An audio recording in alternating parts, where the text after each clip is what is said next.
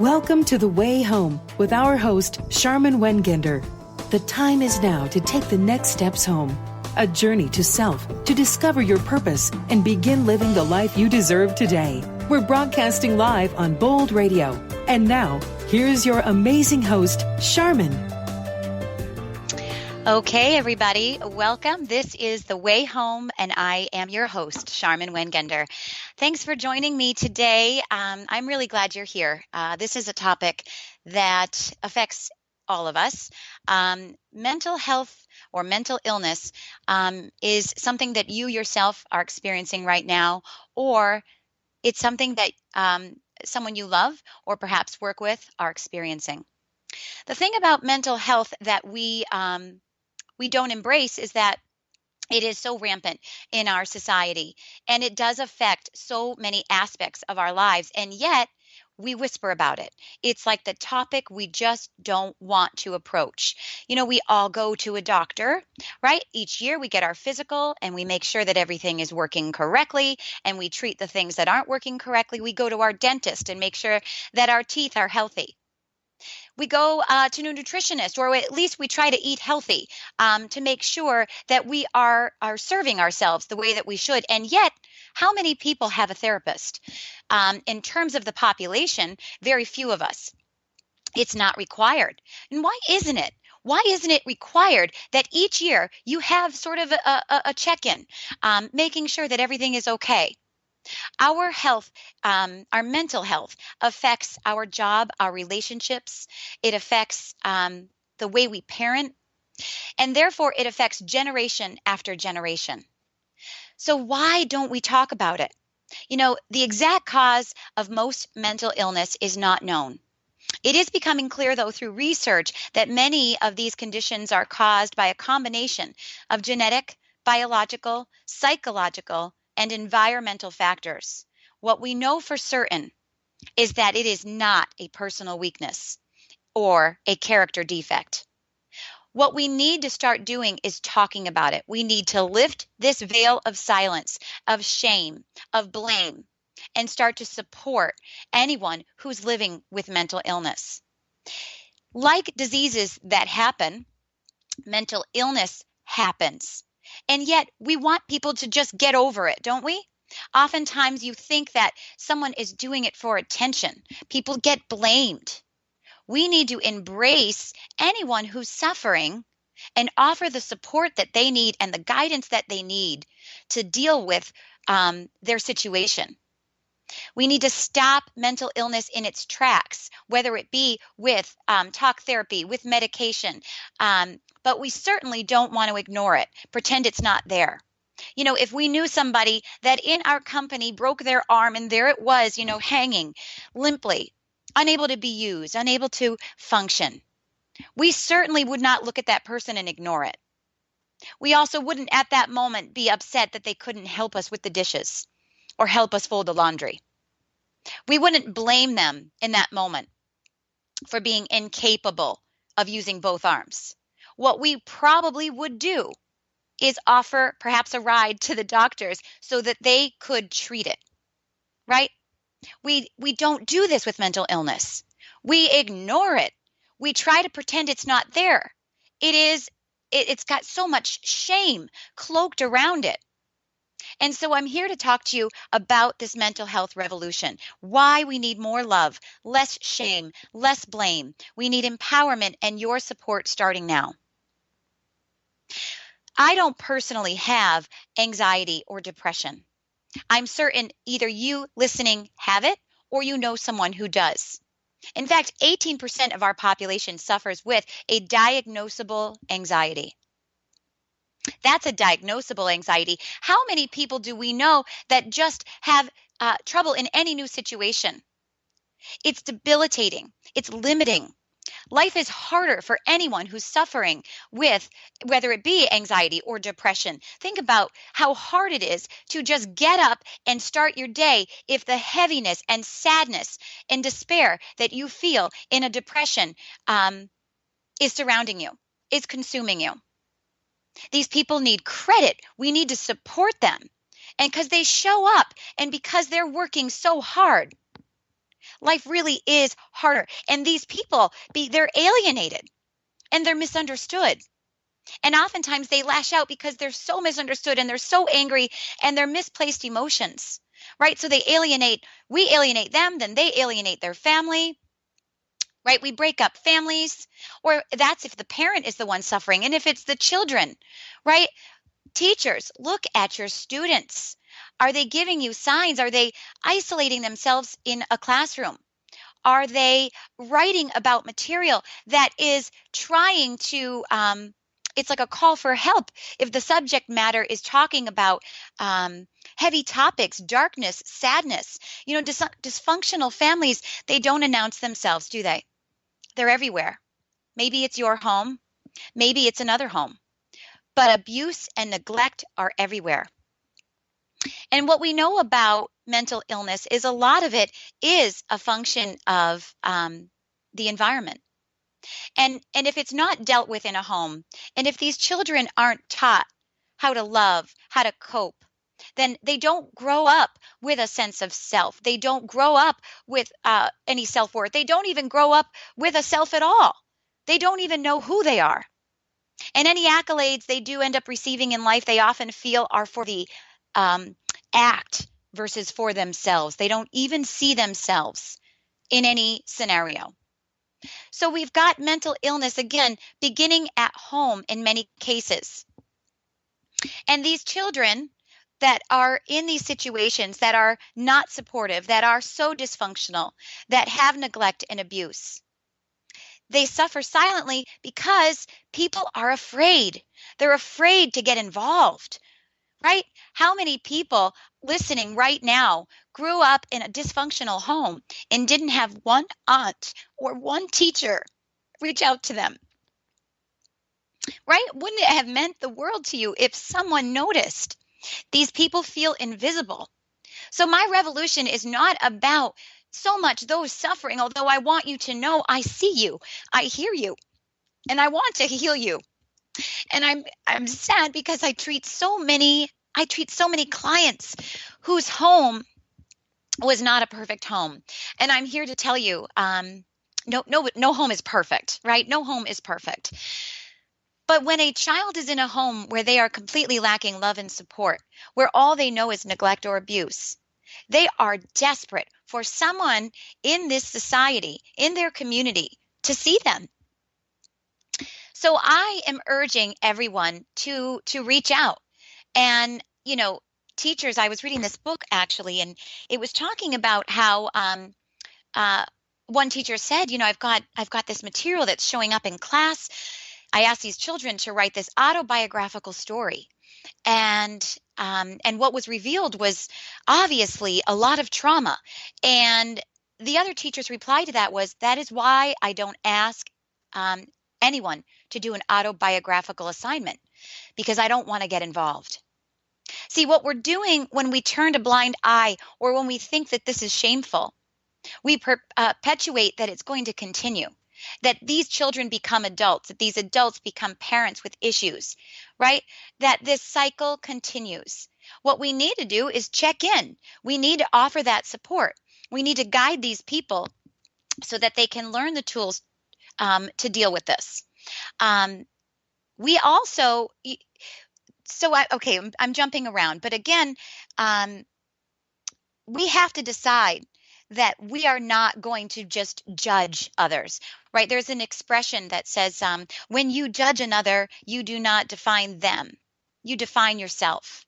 The stigma that's involved with anxiety or depression, that should be, I hope to get anyways, to the point in time where that is dropped, that stigma is going to be so dated that instead we will empower the mind as knowing that it's just like anything else, that broken arm that needs a sling, that we can treat this, that we can honor the mind as part of our body, our system that reacts to stress. And that, those that do suffer in homes that have dysfunction and neglect and abuse, that they've already suffered enough. We need to embrace these people and not make them suffer that they have mental illness, right? I mean, they've suffered enough.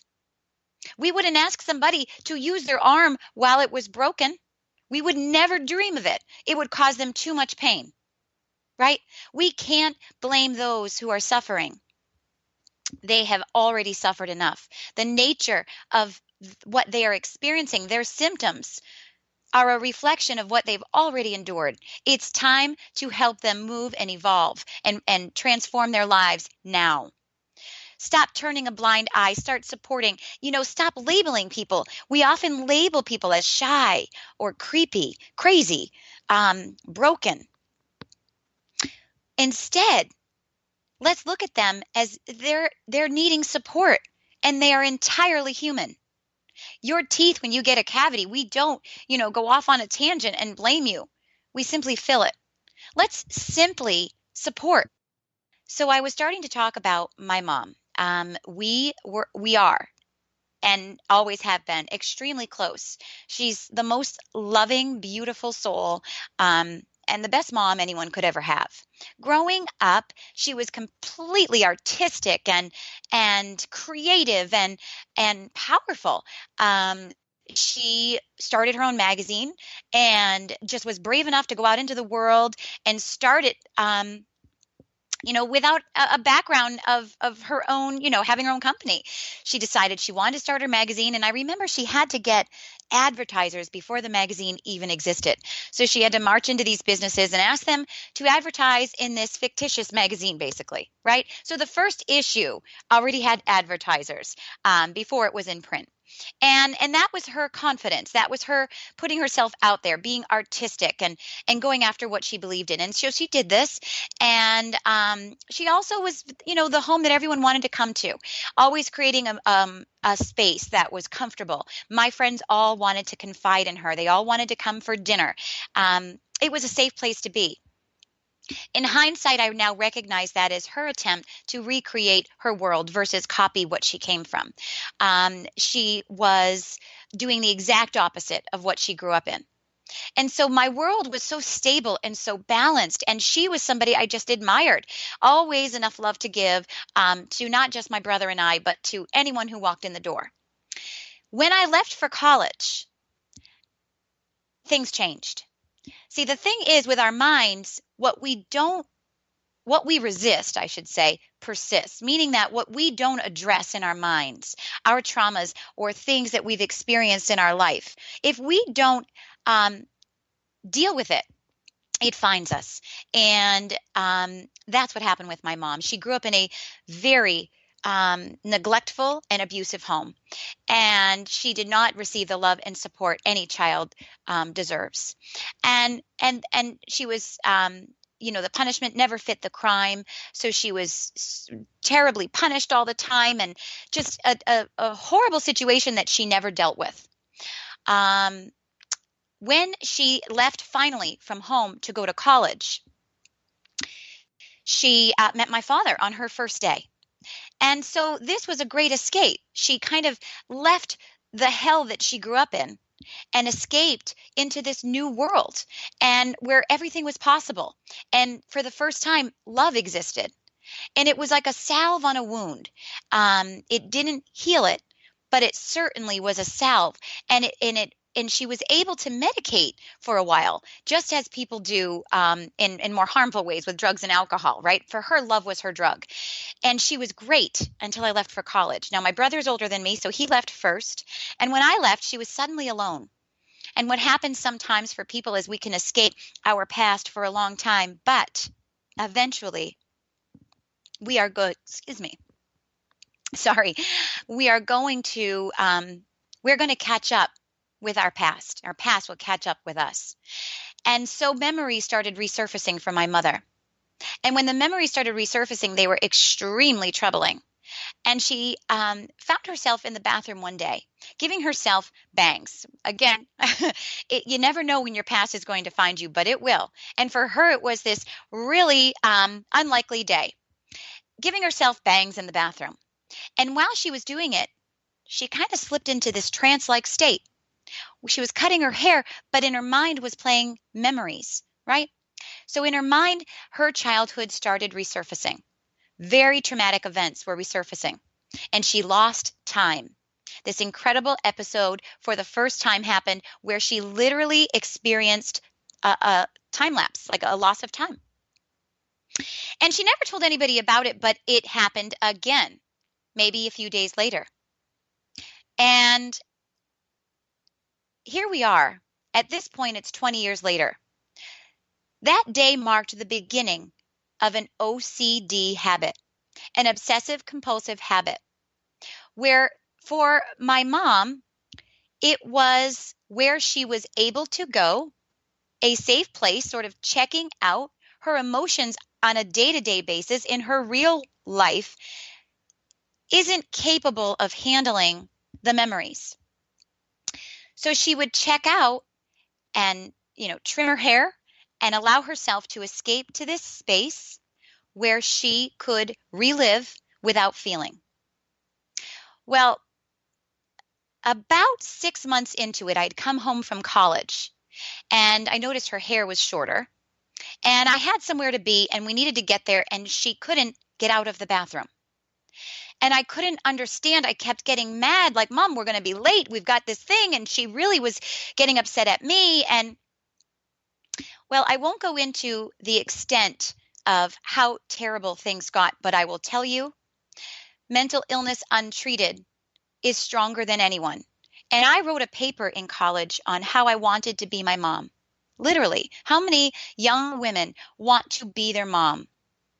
I did, because she exemplified everything. And if there's anyone that could outthink or overcome mental illness, it would be her. But what I was beginning to see is that mental illness does not discriminate, and it's stronger than any of us left untreated. And so I'm yelling at her, Mom, let's leave the bathroom. And eventually she did. And then fast forward to, the next episode, I come home from college and I'm on summer break and it's happening more frequently and we're losing time and she's disappearing and her hair's getting shorter. And this is really weird for us. Mom, stop, right? But Mom couldn't. And so you get mad. You say, knock it off, right? How many people right now are dealing with anxiety or depression and you're telling yourself, just snap out of it? Well, you can't. You need treatment. You need support. And so what we were all discovering is that we can't get mad at her. We need her to get help. This is actually something life-changing, life-altering. And so she went to a therapist, and I remember the therapist was asking her to go back, and she was quickly discovering that it was her past that was haunting her. This neglect and abuse and all of this had cultivated in her this idea that she wasn't lovable, right? And so that's why she was so loving to the world. She was giving the love that she always wanted to receive, right? And she was excellent at it. Amazing. Still was. I mean, I must say her OCD never got in the way, still has never gotten in the way of her loving the world, making any of us feel complete and love and whole. She shows up, she gets there. She's much better at it now because she is, treating it. But this therapist at the time was looking at her and she said, Sharon, why do you think people love you? And so my mom answered her. And when she got home, my mom was relaying the story to me about this particular session.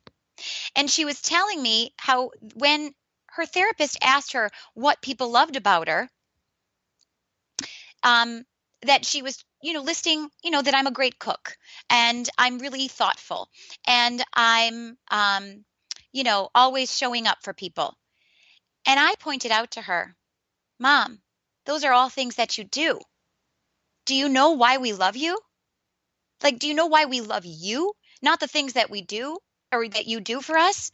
And so I remember as she sat there with me, and here I was, right, a young budding life coach, and I didn't know it at the time, recognizing that her body language was saying so much more than what her words were saying. I said, Mom, we love you because you're creative. And with that, she covered herself with a pillow.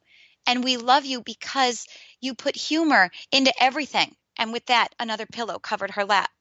And Mom, we love that. I don't remember my exact words at the time, but how you make us feel so loved that your heart is so pure. And I went on, and none of them had anything to do with what she did for us, but rather who she was, actually seeing her. And I looked at her, and she had a wall of pillows around her, literally keeping the compliments from coming in. And it was a snapshot into so many minds I would come to know later in life. The ability to let love in is incredibly hard for anyone who struggles with mental illness. And the reason that is because they don't love themselves. And at that point in time, especially anyone suffering with mental illness who are feeling very symptomatic, the self-hatred that you have for yourself is so strong, right? The last thing you think or believe is that you're lovable, right? And society doesn't want to see your pain, so you hide it. You're invisible. And so when someone tells you that they love you, it's this concept. It's so hard, right? It's so helpful and it's so healing, but it's so foreign to your mind. But it's the exact thing that everyone suffering with mental illness needs. They abuse themselves enough. They have enough self-loathing to last them the rest of their lives. What they need is love, support, to see their injury in their mind as a broken arm that needs treatment, that it needs the tenderness that you would give to anyone with cancer, right? That they are not to be blamed for what they have already endured in life, that this is enough punishment. To guide them, to support them. And if you can't get it at home, wherever you are, if you're listening and you're somebody dealing with it, seek out support. Have no shame over what you are experiencing. And know that it's not to be blamed on yourself either. Again, if anyone could overcome mental illness, it would be my amazing mother.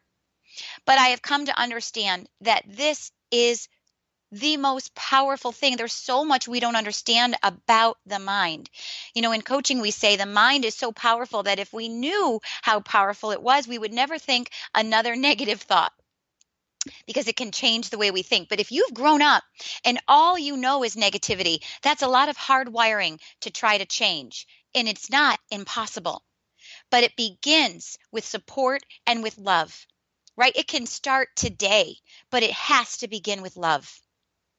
And so, the broken crayons, we talk about, we feel broken. We think of people as broken, but broken crayons colored just the same, right? You can change too. When I met my husband, we were living in Brookline, and we weren't engaged yet, but it was very clear that he was the one for me. And yet, at this point in time, we'd been together, I'm not sure how long at this point, but we were still fairly new, but very much aware that this was my guy, my soulmate. And yet he did not know my mom had OCD. Now, a lot of people don't know. She does hope that I tell people, because she's come to understand that it's empowering to speak your truth. To hide it and to feel shame about something that's not your fault makes no sense. So she hopes people know. And she doesn't want people to whisper about it, as you should not whisper about what is bothering you or your child or spouse, right? But at this time, many, many years ago, I had not told Paul yet. And I was waiting for that right opportunity, because I was so afraid that he wouldn't think my mom was perfect. I thought she was perfect. I wanted him to love her like I love her. And I was waiting, for this perfect day. And I'll never forget, he was holding me in his arms, and we were just sort of snuggling and watching TV. And I looked over at him and I said, "I've got something to tell you." And he said, "What is it?" And I think he could tell by the scared look on my face that this was going to be a truth bomb. And so he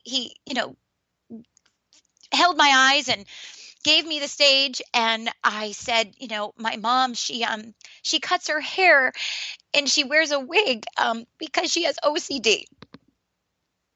And I'm crying because it was the most beautiful moment. If I didn't know I wanted to marry him then, I knew after the next statement. I told him as if it was this, like, "I hope you still love me" statement. I hope you still love my mom's statement. And without hesitating, he looked at me and he said, "That's it?" He said, "Charm, We are all shades of gray. Nothing is black or white, and none of us are black or white. And that phrase not only opened me up to being who I was and understanding that being imperfect is entirely human and is the experience of every single person you know. It's true for you. And it is the statement that I use with my clients when I'm coaching them. And it's the single most loving thing anyone could say about anyone. We really are all shades of gray. And we all have in common a childhood. And I don't care who you are, there is something about your childhood that has altered you in some way that you continue to try to deal with. You are not to be blamed for how you're dealing with that. But I ask that if you are escaping it, whatever it might be, don't escape it with drugs or alcohol and make your life worse. Seek the support and the love that you need. That is the only tunnel to which you will be healed. And if you are someone who is observing somebody suffering with the effects of abuse and neglect and mental illness, be that person that offers acceptance and love and support, because it is the most human thing anyone can do. This is this is a very emotional topic, but I want to remind, everyone listening, that people will disrespect you in life, and they will lie to you, and they will use you, and they will break your heart. But no one will ever hurt you more than you hurt yourself by replaying those transgressions in your mind forever. That is a quote from Bryant McGill. And I want you to listen to my words. When your past affects you and is affecting your present moment, do not replay it and punish yourself more. And what I mean by that is replay it in your mind silently, like silently suffering with these memories. Reach out and support, or reach out for the support you need, and stop stifling it away and having shame around whatever it is that happened to you. It is not your fault. And you didn't deserve whatever it is that happened to you. And you have no reason to be shameful. You are human, and your experience in life can change right now if you open up these, dusty crypts in your mind, and you offer unconditional love for all of who you are, and you invite the people around you to love all of who you are. And teachers, if you see kids exhibiting signs that they are neglected or abused or suffering in some way, or neighbors or aunts or uncles, please be the one that offers connection, support, guidance. Stop turning your head and being afraid to get involved. Generation after generation, we're seeing this cannonball forward right into the next one. Drug and alcohol abuse is at an all-time high. Look at what's happening with opioids. Look what's happening with suicide. These are people who are avoiding their pain or are being made to feel shameful about mental illness. And that can change right now with our mental health revolution that includes all of us listening, and it includes this entire world. So I'm glad that you are here today. If you know somebody that needs to hear this message, please share this. And so we all can be an active participant in this mental health revolution that has to begin right now. I love you, Mom, and I love all of you that suffer. Let your suffering stop now. This is Charmin Wengender. I am your host. Reach out to me if you yourself need someone to talk to. I do one-on-one coaching, always available, and you can find me at www.charminhome.com. And also you can email me at charminsflowyoga@gmail.com. Again, thanks for being here. This is The Way Home. Need more Charmin? Visit www.charminhome.com and explore your next steps of arriving home. Remember to join us next week right here on Bold Radio Station.